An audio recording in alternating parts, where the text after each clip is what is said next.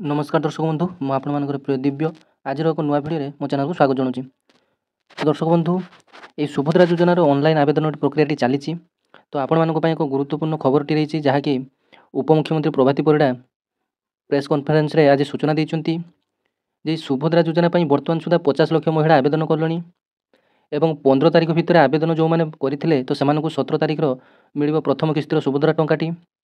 तो आपण मैंने जदि 15 तारिख सुधा जदि आपण मैंने करेंगे तो आपण सुभद्रा योजनार प्रथम किस्तिर टंकाटी 17 तारिख मिल और जो मैंने परवर्ती मुहूर्त में मिल कि आपण को दुईटी किस्ती जो आंतर्जातिक महिला दिवस अच्छी मार्च 8 आपको मिल पाए नचेत आपको परवर्ती मुहूर्त में मिल।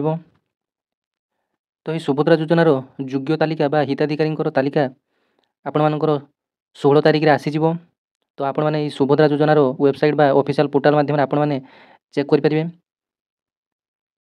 तो ये सुभद्रा योजनार प्रथम किस्ती टंकाटी से ही मानक मिल जो मानकर बैंक अकाउंट रे डीबीटी सिस्टम टी ऑन थी। तो आपण मानकर बैंक अकाउंट समस्त अच्छी किंतु डीबीटी बा आधार सीडिंग सिस्टम टी बहुत जनकर नहीं।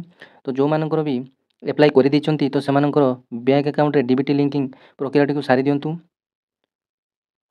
तो आपण मैंने भलसे बुझंतु जे डीबीटी सिस्टम टी होची आधार सीडेड सिस्टम अर्थात आपनकर अकाउंट सहित आधार कार्ड टी संयोग होइतिबो एवं सरकार सीधा सड़क भाव आपनकर आधार कार्ड को टंकाटी देबे। तो आपण मैंने आधार कार्ड रे जो बैंक अकाउंट टी लिंक थिबो तो सेठी को आपण मैंने पैसा टी उठै पारिबे किंबा सरकार से अकाउंट को आपनकर पैसा टी पठेबे। तो आपण मैंने प्रथमे निजर बैंक अकाउंट सहित आधार डीबीटी सिस्टम टी लिंक अछि ना नहीं प्रथमे आपण कन्फर्म होंतु।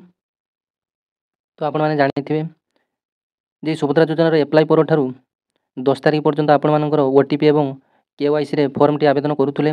तो 10 तारिख पर आपण माने ओटीपी एवं ई केवाईसी न करी डायरेक्ट आपण माने अप्लाई करि पारथुले।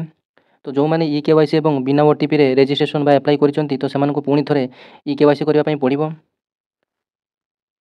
आसंता 17 तारिख रे प्रधानमंत्री मोदी आपनकर ओडिशा गस्तर आसुचंती। तो ये सुभद्रा योजनार प्रथम किस्ती टंका सहित ओडिशा रे मोट 10 लाख पीएम आवास योजना रे घर बांटिबे।